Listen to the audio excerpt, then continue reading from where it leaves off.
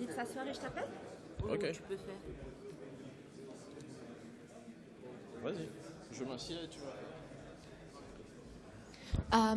Our session is going to start, so I'll ask everyone to be seated in the room. Mark Elkins, what about the delegates still in the tea and coffee area? They didn't follow you. So we're going to kickstart the session today with our 8 panelists, Mohamed Diop, Daniel Karensberg, Dr. Nick Enor. Adele is going to moderate the panel. Elise, Paul Rendek, Sean, Andreas, and Alan Barrett. I'll now call Adele.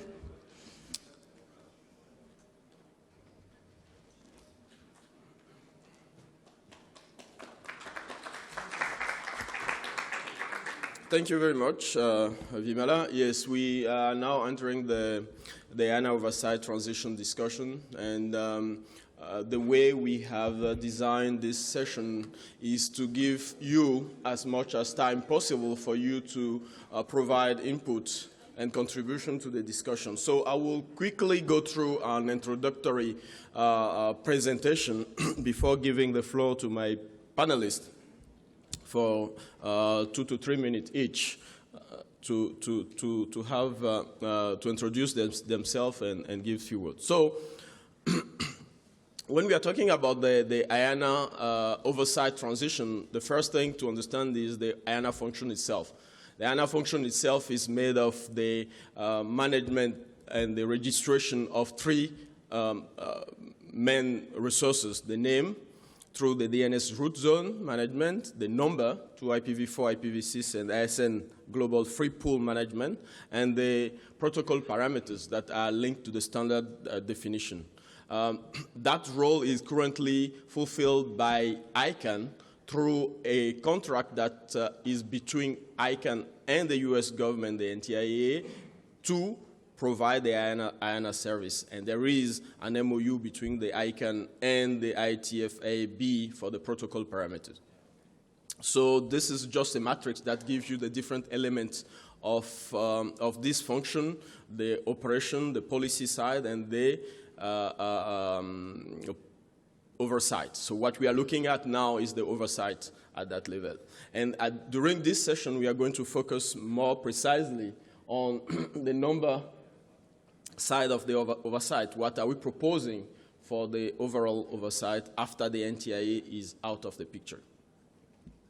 So in March 2004, the NTIA has expressed its intent to step out of the contract with ICANN. So that has requested the community to come up with a mechanism that will replace them. So after a lot of consultation, and global coordination group has been put in place, the ICG, and the ICG is charged to collect input and prepare a single proposal to be sent to the ANA. And in the ICG, our region is represented by 4 people: myself, representing the NRO, Mary Oduma, Mohamed Al-Bashir, and Manal Ismail. So going from the global process to what matters for us today is the number community process. We have currently a distributed consultation period where each region is consulting their community on what should the oversight mechanism be and what are the key principles that should guide us in working on that mechanism. So that consultation period is going to end at the end of this month. Afrinic is the last in the process to close the loop with this session.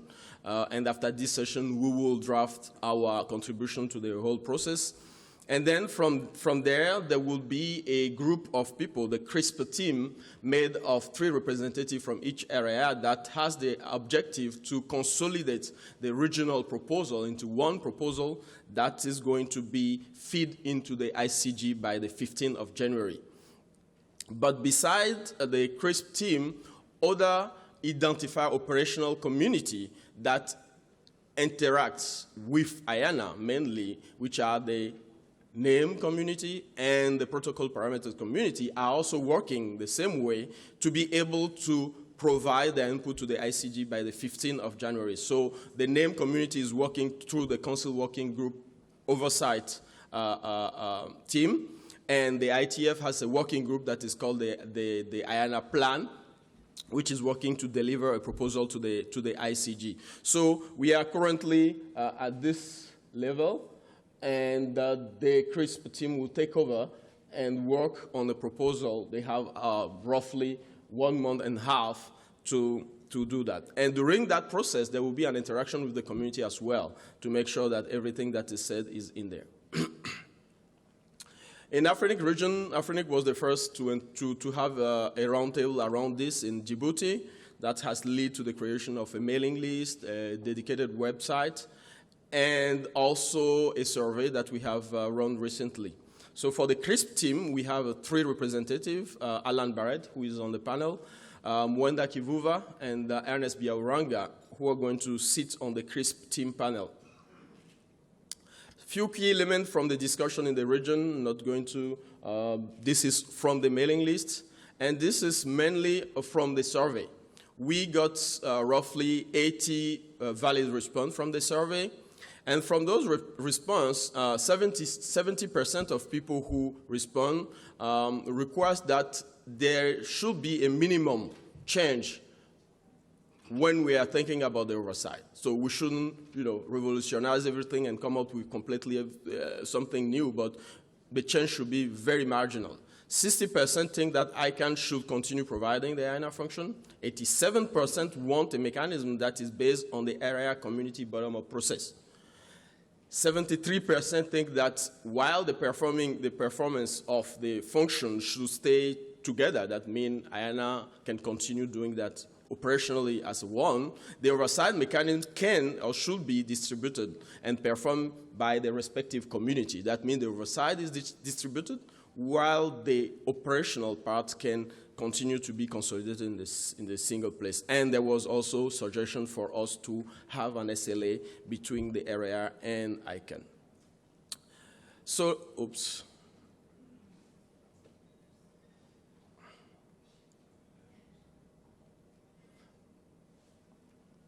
Back. I don't know what happened.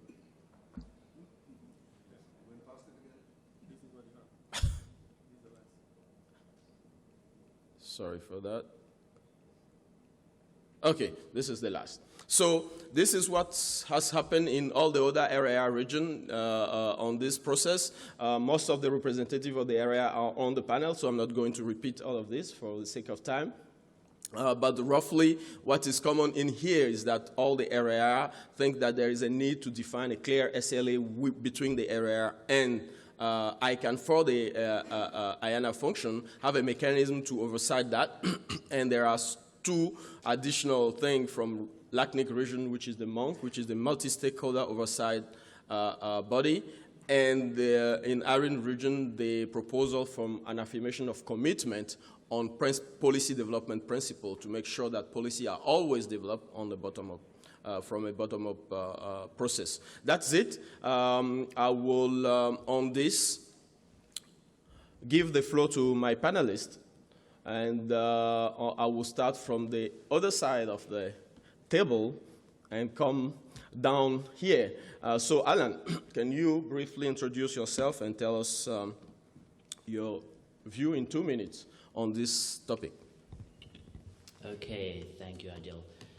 I'm Alan Barrett. I am one of the Afrinic people on the CRISP team, which is tasked with developing a proposal for how the transition will work, focusing on the numbers side. We're not expecting to get involved with names or like DNS names or protocol parameters like the IETF does. We're going to focus on the numbers side, which is what the RIRs do. The NTIA has put very few prerequisites in place.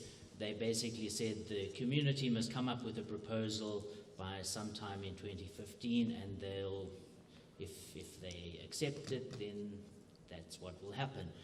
So theoretically, we could replace the whole of I can or do something completely different, but it seems to me that that's unlikely. What we'll probably end up with is business as usual with a few small changes, and the changes are especially likely around the area of accountability, possibly adding new feedback loops to check that things are going right, possibly some SLAs and mechanisms to deal with breaches of the SLAs. So I'm not expecting major changes. If you want to read about the CRISP team and its mandate, then I think the easiest thing you can do is go to the NRO website, www.nro.net,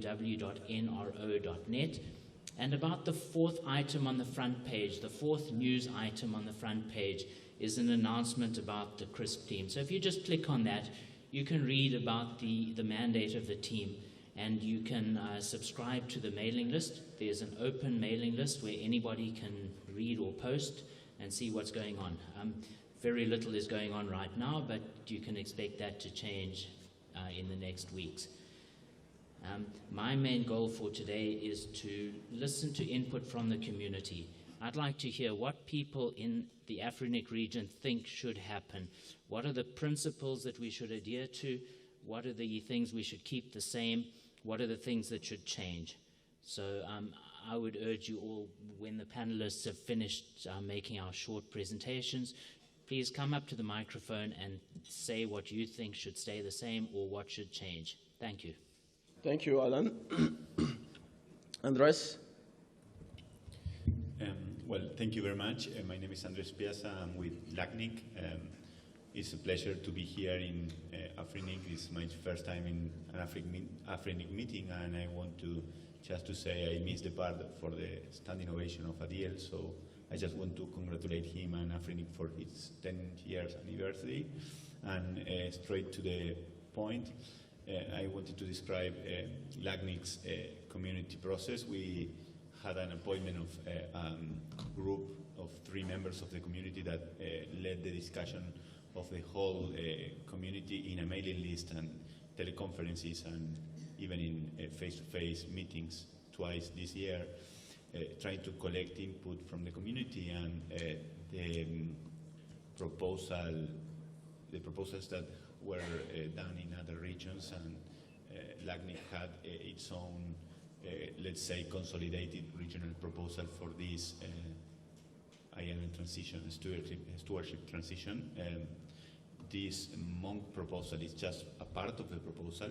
What I did, it's hard in 3 minutes to get a synthesis of this, but I did a couple of explanatory tweets and with the hashtag of the Afrinic21, so you can go there and refer to the proposal and some clarifications. And the only thing I wanted to say is that this proposal tries to build in the APNIC proposal, where the IANA transition, the oversight role should go or would go from the U.S. government to some sort of AOC between the RERs and ICANN, where this oversight, another thing that is important to stand out is that the oversight currently is not a role that has a lot of activities. It's more like a potential ability for the U.S. government to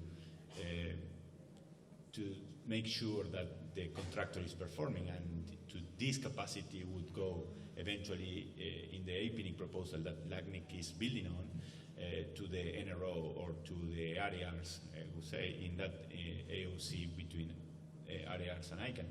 So the monk is just a very little, and trying to be not a superstructure, but a little addition of just a body that will be a very with very little structure that will meet. Maybe the details had to be built if the proposal is accepted, especially the APNIC proposal, and then this addition by the CRISP and the rest of the communities. Just maybe a body that could be meeting once a year, that could have a report that could be used by the RERs. in order Andres? to- Yeah. Yeah. Maybe we will come back to the detail later. later because Okay. the time limit. So when question comes in, we can go to the detail. That was the main purpose. So Thank you very much, Andres, because this is one very specific aspect of this proposal. Seun? Thank you very much, Adil. I didn't know the standing ovation has happened yet. If it has already, I think I will still need to. I missed that one, so maybe I will still need to do my own standing ovation for Adil. Going to the main topic, without wasting or trying to repeat what has been said. One of the observations I have as per our community is that I think I'm quite glad with the outcome of the survey. It shows that people are actually participating. The number is quite encouraging, and also the results are quite interesting. I think beyond creating a proposal, our community also needs to take this advantage, seize this opportunity as a learning process to also know more about how NTIA, VIS, NRO, IR operate. It would be good to see more people participate on the mailing list. And I should also note that we are not late. We are the last that is doing this. However, we are not late in actually bringing up our own contribution, and this is the right time to do so. It's an opportunity that for the first time we are starting. We are becoming part of a process that started right with us. So we should try as much as possible to put in all our time and energy to make our voice heard in this process. There's nothing like right or wrong. It's only when we say it out that is where we could actually know if it could be accepted or not. So I think it's good that we make ourselves available, come to the mic, share your voice, and let's all be heard. Thank you. Thank you very much, Seun. Paul? Thank you very much, Adiel. My name is Paul Rendick, and I'm the Director of External Relations for the RIPE NCC, and it's such a pleasure to be here again in AFRINIC. I was part of the formation of this regional internet registry way back in the day, and it's always really great to be back here with everyone. So I would just like to give you a short update on where RIPE NCC is within this process, and perhaps give you some ideas of how our community reached their conclusions. Our discussions on the actual principles for this have concluded. Of course, our deliberations with our community have not finished yet. We certainly have quite a distance to go in making sure that we keep the community moving with us before this process would come to what we would hope would be a positive close. For the RIPE NCC, the venue for these discussions has been the Cooperation Working Group. I think this was wisely chosen. This is a working group where a lot of public-private sector dealings are discussed. A lot of different stakeholder groups come together there, and we thought it was a great avenue, making sure that we would give everyone a chance to be part of this. Certainly all the different stakeholders, not only the technical community. This is very important. Our engagements, actually, since the time of the announcement from the NTA, have gone to Poland, Russia, Kazakhstan, Azerbaijan, Belgium, United Kingdom, and Iran. So I think we're very proud of the mix that we've had. We've gone all over the region with this in our government roundtable meetings and in our regional meetings with our community. I think what's important to note here is that it wasn't only in these formal settings where we had engaged or wanted the community to have engagement with us. This happened throughout our training sessions within our region, so we tried to get as wide of a participation as we could here and interest here. I think that, of course, on our website, we have a link where you can move right from the home page into these IANA discussions, so everyone is, of course, welcome to look at this. I think the bits that I wanted to just point out is that the key principles are very important. I think our community wanted to hold true to its principles. They are outlined. I think you can see them. They've been proposed by Adiel. I will not keep this any longer. I think the last thing I wanted to say is that we have had these processes for the last 20-some years in RIPE. I don't think we need to make anything up. We have the structures to move forward. So I hope with that you will stay true to your principles here in AFRINIC. Thank you. Thank you very much, Paul. Elise? Hello, I'm Elise Garrick. I'm ICANN's Vice President for the IANA functions. And I see this as an opportunity for you as you're continuing to discuss and decide what you might want to propose to the U.S. government for a stewardship transition, to ask me questions about the operations of the IANA functions, because that's what I do. We have a team that operate the functions and the distribution and the maintenance of the registries and the numbers. And we have a TV show in the U.S. that's called Mythbusters. So often there's a lot of myths about what the IANA actually does. So this is your opportunity to ask questions if you have any questions about what the IANA department actually does do and how the change in a contract from the U.S. government to something else might impact the operations. Thank you. I appreciate being invited. Thank you very much, Elise. Dr. Nee. Okay, I'm Nee Kweno. For the purpose of this, you might consider me an academic. So I'll take the hat of chairman of WACREN, which is one of the research and education networks. I take the view that the problem posed and answer them. It says support and enhance multi-stakeholder model. I take it, we do it. I skip one now, and I go on to expectation of global customers and partners for services and needs are met. I think we do. Maintain the openness of the internet. I think AFRINIC does. They said they will not accept a proposal that is government-led. We are not government-led.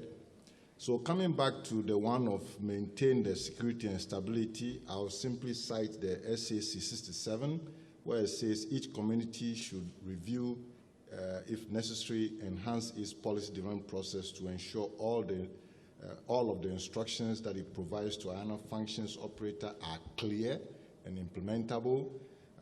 On the issue of accountability, I think it starts from our bottom-up policy process, so we don't have an issue there. That's my position.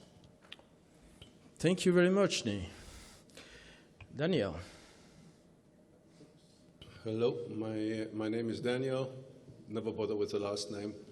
I'm the chief scientist at the RIPE NCC, and I've been previously the CEO of the RIPE NCC in the process that led up to the formation of AFRINIC. I've been an ardent supporter of this continent having their own RIR, and I'm very pleased to be here and see that your CEO has lasted, your founding CEO has lasted 10 years. Ours only lasted 8 years, so you already won.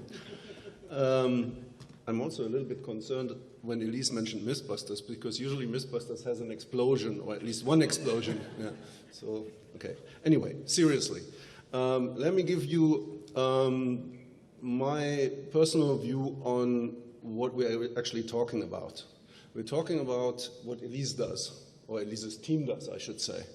And that is an executive function, an administrative function for us, which is is maintaining the global registry of IPv4, IPv6 addresses and AS numbers. And that's just an executive function, operational function to maintain a registry, a very small registry actually. But the hard work of this is done actually here in the communities. We make the policies. You have a whole day tomorrow talking about policies. And the policies are almost all regional. You develop the policies for Africa, and APNIC and Adil's team implement them. There are also some global policies which also you develop, but you, in that case, because they're global, you have to do it together with the other area communities, and we do that in coordination and come up with the global policies. And the global policies are only about the little bit that Elise does, or Elise's team, is to distribute these numbers to the RIRs. And then all the real work happens at the RIR level and at the LRR level. Actually, if you look at I took the time to actually look up the global policies, and if you look at them, you can also find them at the NRO website.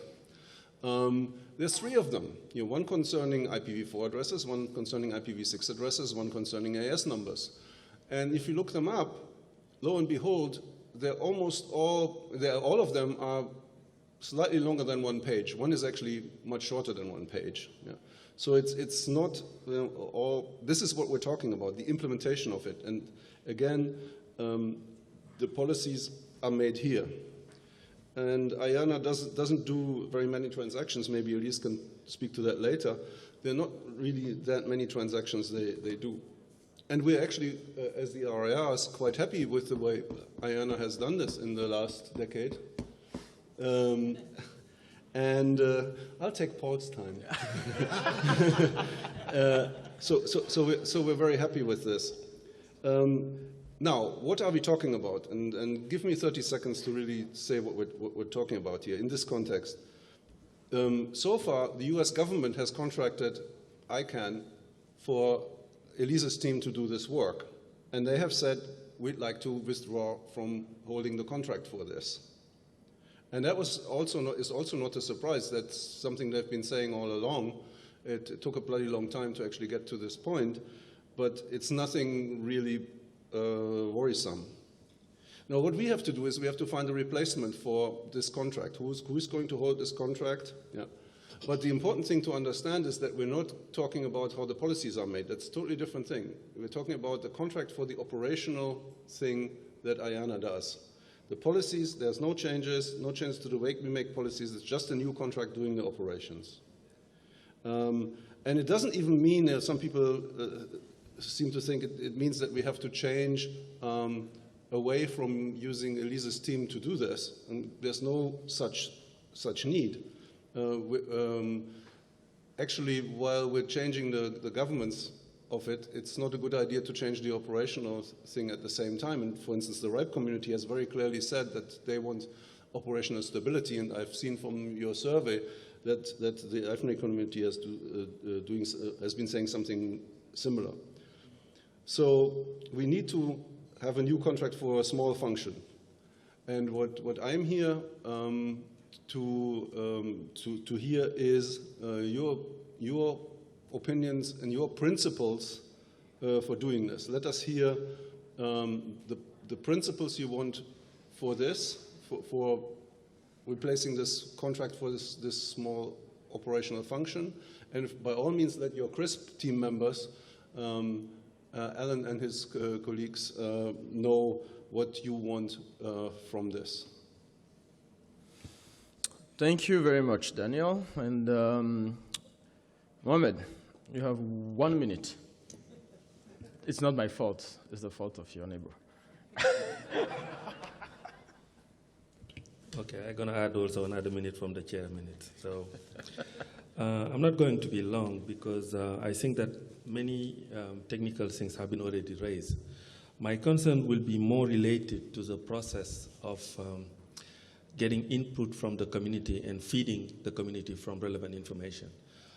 From my perspective, I think that there was one key thing that the African community, AFRINIC, should be sure that the whole community, beside the language barrier, will understand what we're talking about. And I think that the translation is something very important. The second aspect is many people here are not familiar with getting input in English, and if you want to do any input in French, I think that we will think about what's going to be the mechanism for people to freely submit their proposal in English or Spanish or from Lusophone country or Arabic. And what I'm saying is this process have more to deal with getting your consent, because we're talking about an oversight function, and versus the accountability side. So, and we cannot also ignore that what we were discussing here have an overlapping things with what the CC community is doing, because it's not an isolated process.